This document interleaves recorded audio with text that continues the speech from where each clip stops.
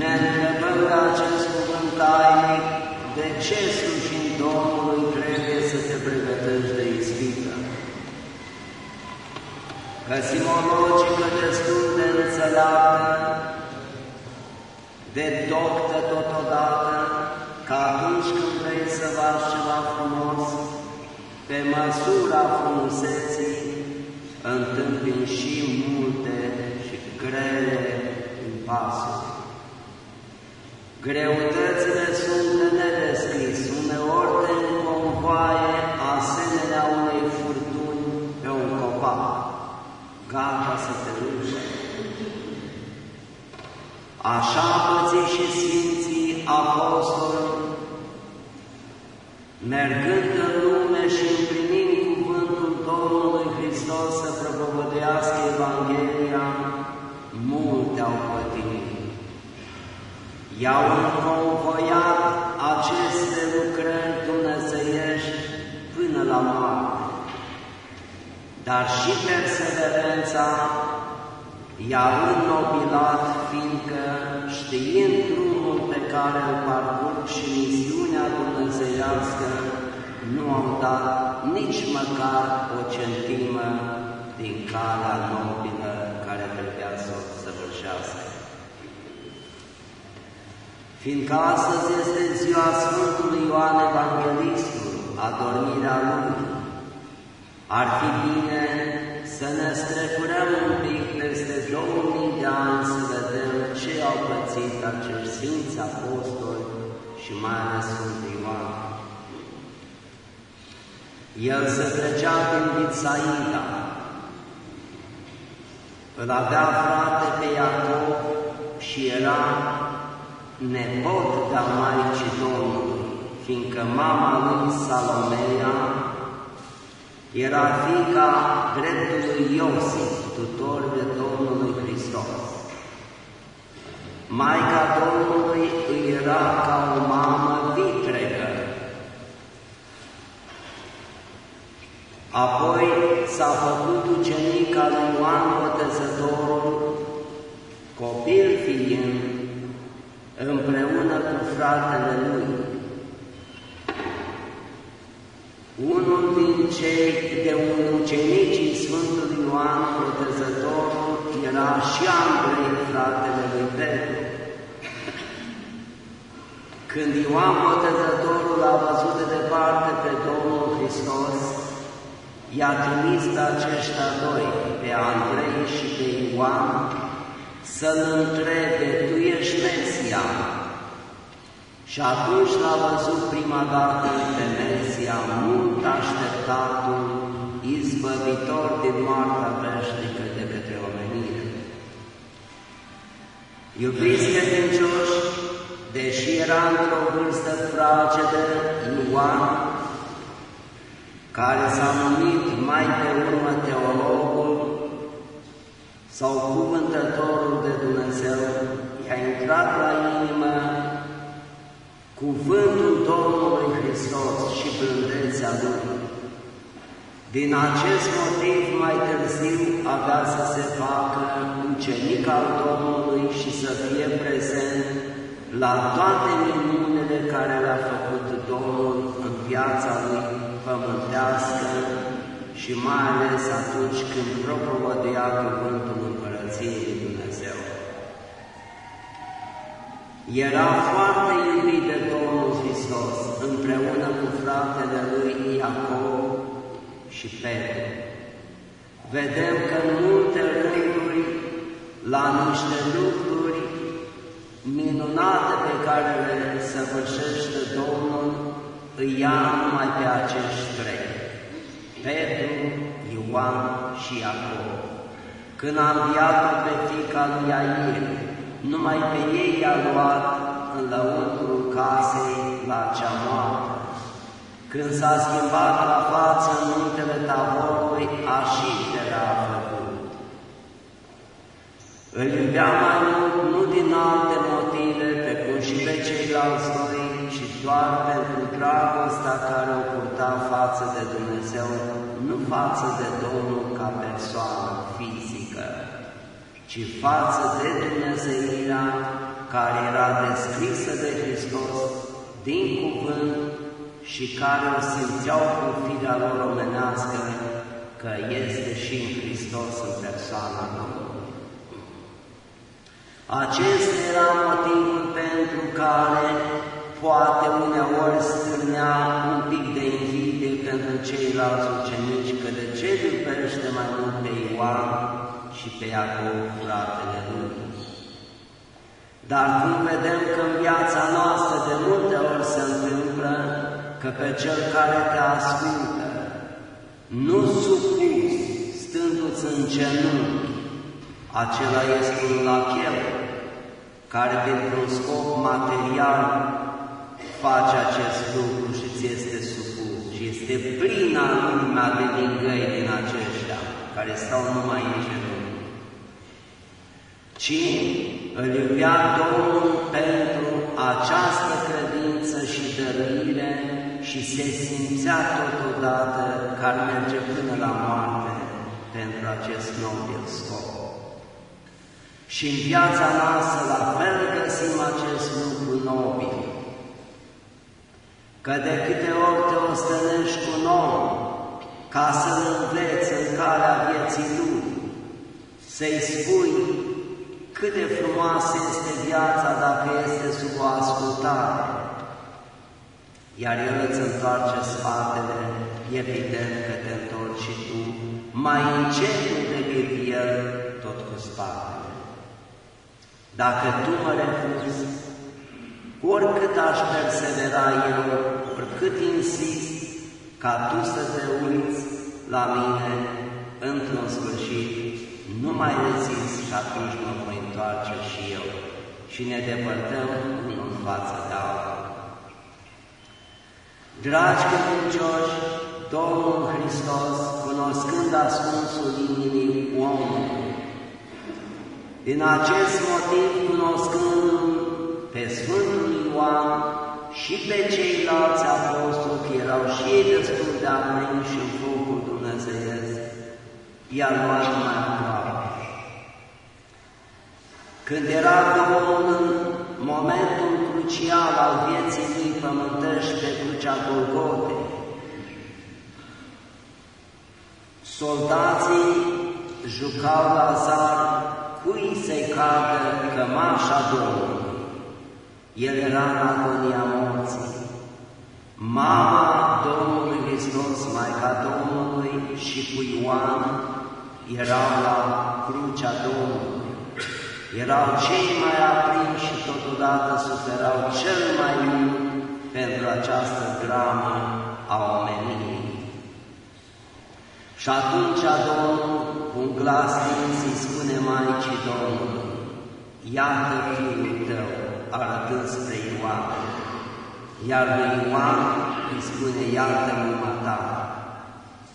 Și din acel moment Ioan, a cărei pomenire să vârșim astăzi, a înțeles că Maica Domnului va fi dată în custodie, adică spre protecție lui Ioan, cuvântătorul de Dumnezeu, Ioan Evanghelistul de mai târziu. Și a asumat această responsabilitate, a îndeplinit-o cu mare simț de răspundere, cu demnitate și respect. Până la sfârșitul vieții ei, a fost într-adevăr un om care a împlinit porunca Domnului. Ca drept dovadă că atunci când a murit Maica Domnului, când a adormit, mai degrabă spus, lui a căzut sorțul ca acea ramură de finic care i-a dăruit-o îngerul Maicii Domnului când a făcut ultima rugăciune în grădina Ghețimani, a purtat-o înainte ca pe unul dintre cele mai scumpe autoruri de pe pământ, a purtat-o Ioan Evanghelistul. Acea trestie era atâta de strălucitoare ca soarele, era dată de înger ca semn că și-a încheiat viața pământească. După moartea Maicii Domnului, Ioan evanghelistul avea să împlinească sorțul care i-a căzut prin părțile Asiei, să propovădească cuvântul Evangheliei. Știa ce întâmpină ca și ceilalți apostoli mergând în acele părți și mai ales în Efes. În Efes domina idolul Artemidei. Era un idol foarte puternic acolo și domina pe toți efesenii. Efesul era o cetate foarte stilată, era înțesată de evrei, probabil că și acum ați turcizați. Era o cetate cultă, dar plină de idolatrie. Sorțul i-a căzut Sfântul Ioan. L-a luat pe ucenicul său Prohor și urcându-se în corabie călătorea spre Efes. Așa a fost cu rânduiala lui Dumnezeu că, spărgându-se corabia, toți erau primește de moarte. Majoritatea pasagerilor s-au salvat înnotând în valurile mării. Și Prohor, ucenicul lui, dar când a ajuns la mal ucenicul, înfrigurat și înspăimântat de ghearele morții, îl aștepta să iasă din mare și iubitul său dascăl Ioan, și n-a apărut. Atât de mult a suspinat, a plâns și s-a rugat lui Dumnezeu, de a ajuns parcă la sfârșitul puterilor. Agade mergea singur spre Efes. De acum nu mai era cu corabia, ci mergea pe jos. După 40 de zile, în dorul dascălului său s-a dus la mare și atunci un val l-a scos din adâncul mării pe Sfântul Ioan. Mărturisește istoria că 40 de zile a stat în adâncul mării. Este nefiresc pentru un om așa ceva, dar la oamenii sfinți totul este posibil. Acesta a fost un semn dumnezeiesc ca să nădăjduiască în Dumnezeu, cum avea să spună mai târziu Sfântul Apostol Pavel, că nădăjduind în El te salvează și nădăjduind că ne va mai salva. Și într-adevăr l-a salvat Dumnezeu cu puterea sa din ghearele morții. Tocmai s-a încheiat un episod scurt din viața lui cu primește de moarte și a căzut în alt necaz. Când a ajuns pe străzile Efesului să caute sinagoga, l-a găsit cea mai vestită doamnă din Efes și foarte recunoscută cu numele de Roman. Avea o baie publică ce era în custodia ei. Era vestită și pentru frumusețea ei, dar și pentru zelul care îl avea pentru idoli și bogățiile, bineînțeles. Și de aici urmează și celelalte ale tinereții. Având mare sferă de influență în Efes, i-a luat pe cei doi, pe Ioan și pe Prohor, și i-a făcut slugile ei. Cu ajutorul ghemonului, i-a luat la casa ei, la palatele ei, și pe Ioan, împreună cu Prohor, i-a pus să facă focul la baie. Acest lucru, dacă era un rob, acum trebuiau să-l săvârșească, nu aveau un control. Stăm și ne gândim, ce minte o fi avut acești oameni, dar ce tărie de caracter! Aceștia care au fost prezenți la multe evenimente ale Mântuitorului și mai ales Ioan, la moartea Domnului pe cruce și la învierea Lui. Acum proaspăt salvat cu puterea lui Dumnezeu din ghearele morții. Iată-l cum ajunge tot în voia lui Dumnezeu slugă. Și slugă nu la oricine, la un închinător de idoli și cred că nu greșesc, la o femeie stricată, a uneia dintre cele mai fastoase orașe ale lumii de atunci. Dar conștientizând că acesta este drumul pe care l-a descris Dumnezeu, a însăvârșit această misiune. Până când Dumnezeu i-a văzut dăruirea ascultării și s-a întâmplat o minune, că ducându-se copilul Nichemonului la baie, a ieșit diavolul din baie și sugrumându-l l-a omorât. Când a auzit Nichemonul de acest lucru, mulți s-au ofensat, întristându-se până la moarte. Și a spus: roagă-te cât poți, rămână la idol, ca să-l învie de acest copil, că mult am ținut la el. S-a întristat tot Efesul pentru acest eveniment. Și această femeie scelerată, pe cine putea să se răspundă decât pe Ioan? L-a bătut, l-a umilit și a spus: roagă-te Dumnezeului tău și învie copilul.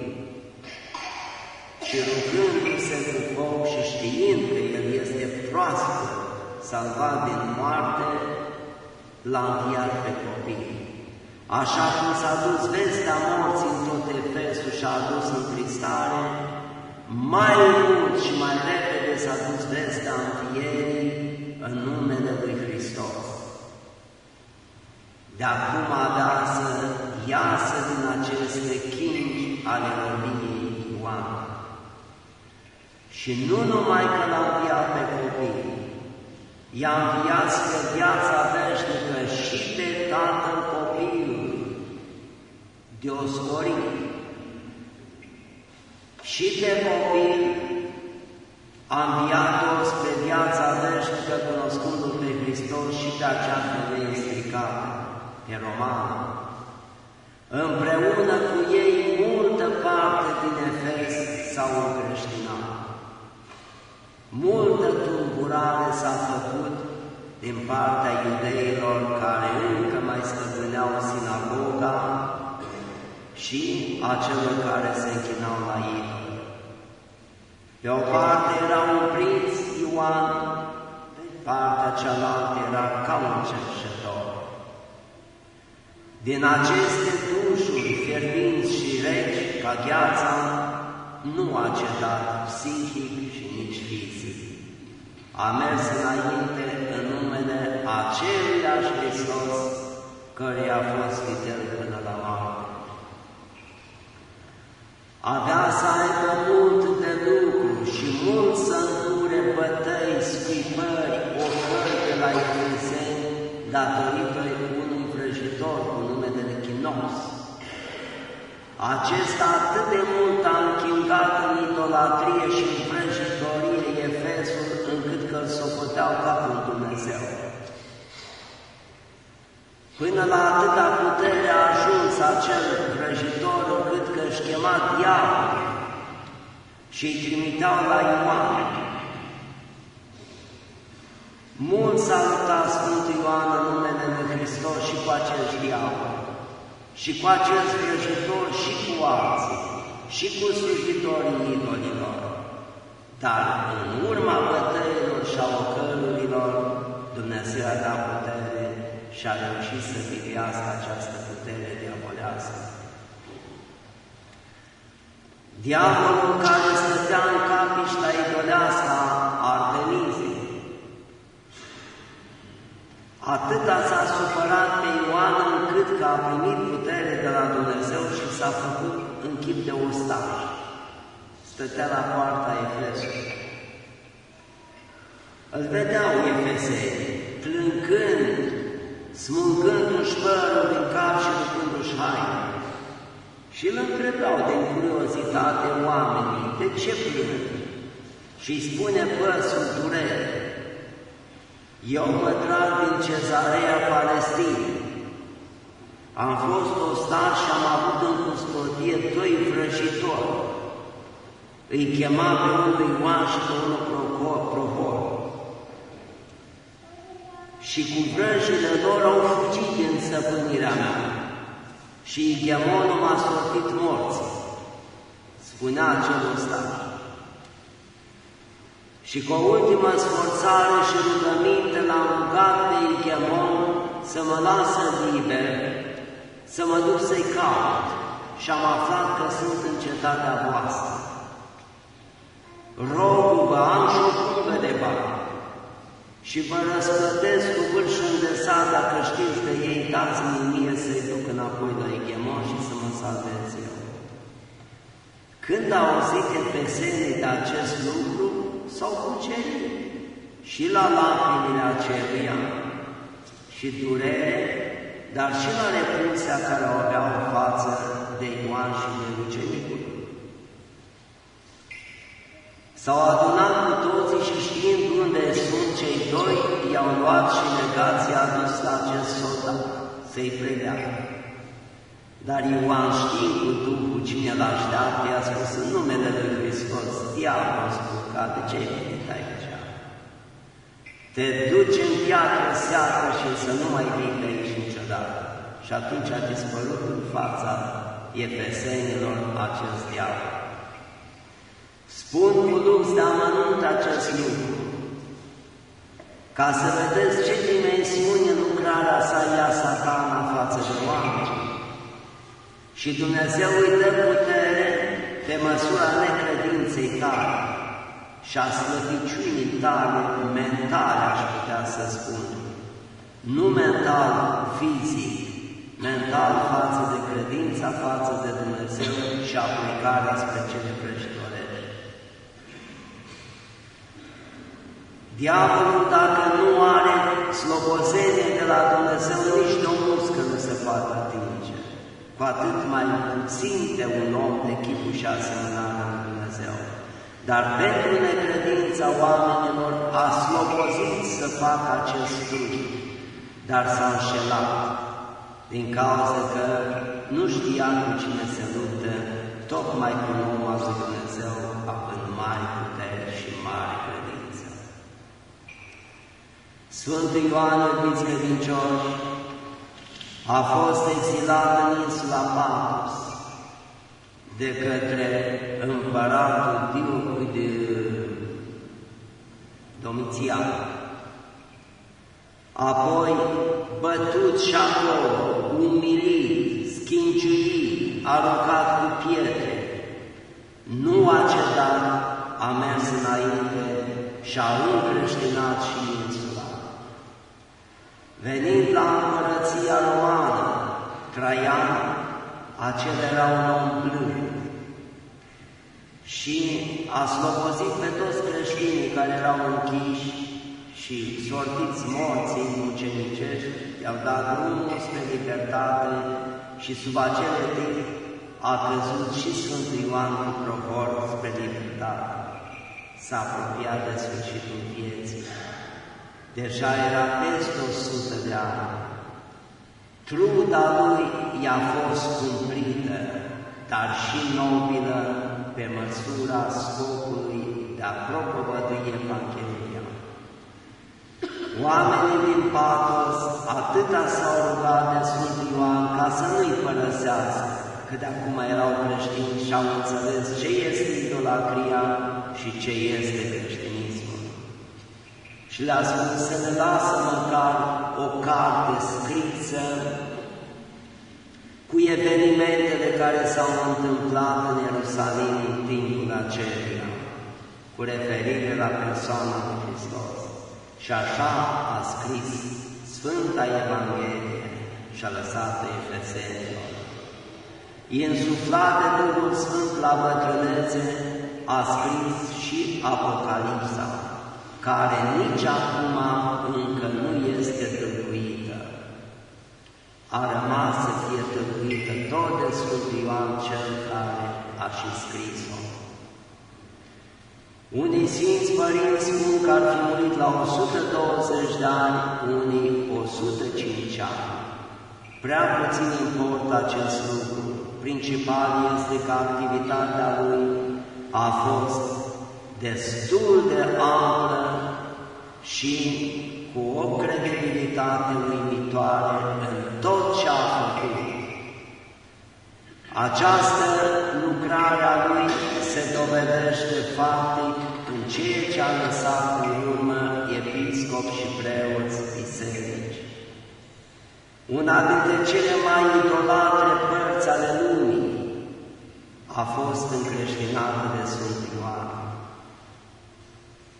Într-adevăr, am primit ceea ce a spus înțeleptul Solomon: tinere de vrei să slujești Domnului, pregătește-te de ispită. Tânăr a plecat în drumul apostolatului. Într-adevăr, tinerețea nu l-a învoiat, nu l-a făcut la bine în hotărârea care a luat-o. Și aceasta o dovadă în plus și un sfat totodată.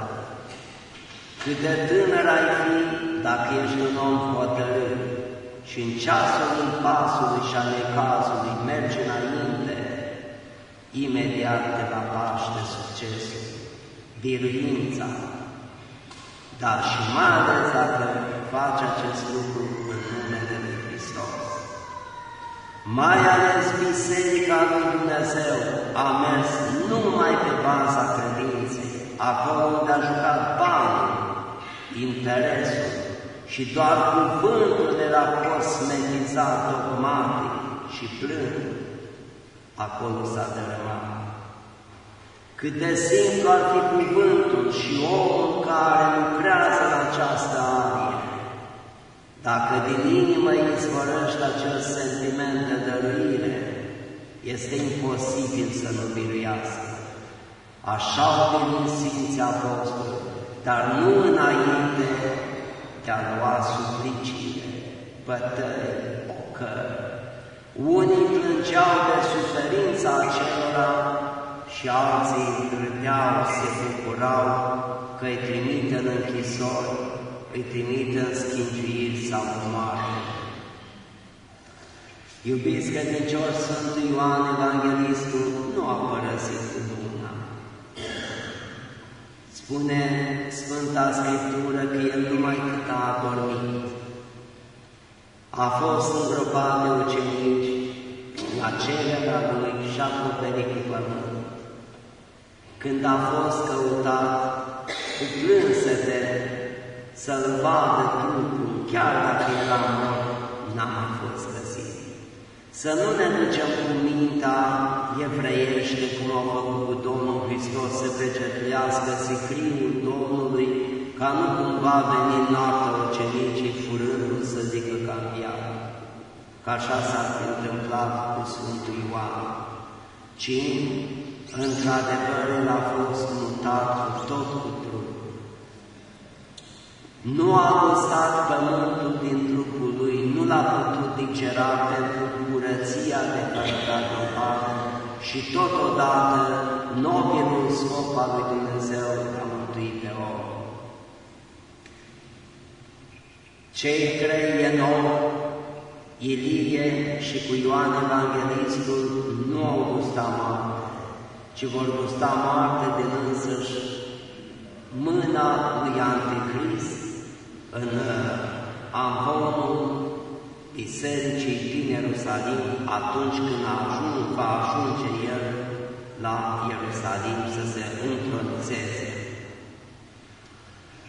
Sfântul Ioan și-a vrea ca să spun această povestire frumoasă, s-a cucerit oricărui om care era într-un necaz al vieții.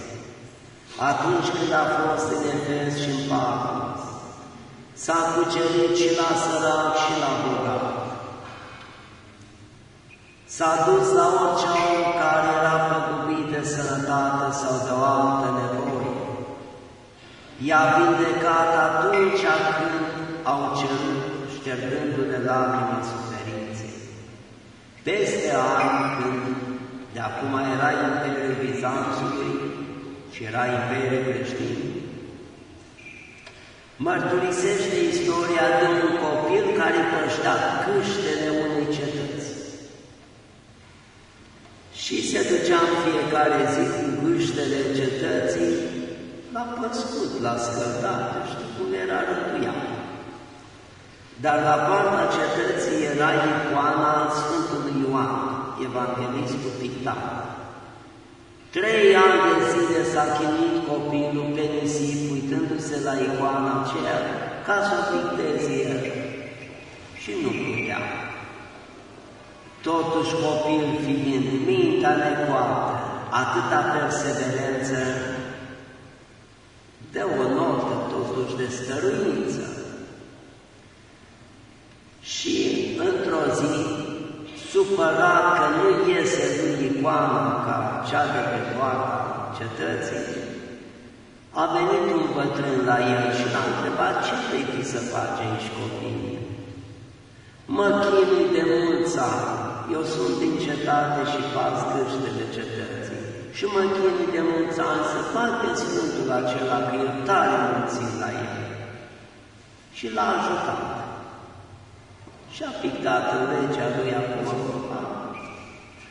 făcut conturul Sfântului Ioan și-a scris o scrisoare și a spus: eu, Ioan Teolog, îți scriu ție, pictorului Imperiului, a împăratului, să înveți pe acest copil să picteze și te anunț că el va ajunge mai bun ca tine. Și-a semnat Ioan Teolog. S-a dus la pictor, că într-adevăr împăratul avea un pictor foarte bun și creștin. Când a citit scrisoarea, nu i-a prea convenit, prima parte i-a convenit, dar ca oricare meșter, probabil, nu i-a convenit să ajung el mai bine, să picteze mai bine ca mine, și tot îl ținea așa, tot refuzând. L-a acceptat, dar nu i-a predat secretul. Supărat copilul, că îl punea numai la amestecat vopsele sau cine știe ce corboară să facă. Și a venit într-o zi, iarăși când a ajuns copilul la supărare și era singur în atelier, și l-a întrebat: dar ce faci tu aici? Sunt supărat că nu pot să pictez. Și atunci i-a luat mânuța și a pictat pe Sfânt. Și atâta de frumos l-a făcut și strălucea încât că s-a dus vestea în tot imperiul. S-a făcut mare gâlceavă între oameni că era mult mai frumos chipul pictat de copil decât cel pictat de către pictor. Unii râdeau chiar de pictor: uite, te-a trecut un copil, că într-adevăr chipul Sfântului Ioan este exact parcă cum e pictat el, dar e și frumos și strălucitor. Și-a strânit mare mânie în pictorul bătrân și a ajuns la împărat. Împăratul, ca să facă dreptate, mult s-a gândit și a zis așa: să picteze fiecare câte un vultur, și pictorul bătrân și copilul, dar neștiindu-se unul de altul. Au pictat vulturii și i-au adus în palat. În prezența celor doi a dat drumul la un coc, că a spus împăratul: această pasăre are mare mânie pe vultur și el poate să facă dreptate. El trebuie să se ducă la vulturul care îl vede mai aproape de adevăr. Și așa s-a izbit în tabloul copilului. Și aceea a fost o dreptate pe măsură, că într-adevăr Sfântul Ioan a venit și i-a rezolvat acel păs a unui copil. Să nu credeți că e o fabulă, o legendă. Lucrul a fost adevărat, că s-a dus vestea în tot imperiul, că apoi icoana mult timp a stat până când au venit necazuri peste creștini și probabil s-o fi pierdut în timp. Dar cu certitudine și în ziua de astăzi nu se poate. Necazul este că nu mai este minte la oameni ca să priceapă minunea. Că multe minuni se făceau în fața ighemonilor și în fața idolatrilor, dar dacă nu le puteau pricepe, erau mai reci decât gheața în cele ce privește credința, evident că nu te poți deschide și n-ai cum să le pricepi. Uitați-vă în ziua de astăzi, cei care lucrează la dărâmarea identității lui Hristos și implicita bisericii creștine, ce-au putut să spargă? Știți, acel numit cod al lui Da Vinci, niște oameni care nu poți numi oameni, niște monștri. Chipurile din cina cea de taina lui Da Vinci au scos că Domnul Hristos avea legături cu Maria Magdalena. Ioan, care este pictat în cina cea de taină, după cum spune în Noul Testament, că atunci când a avut cina cea de taină, s-a aplecat cu urechea, cu fața la pieptul Domnului. Ei spun că era Maria Magdalena.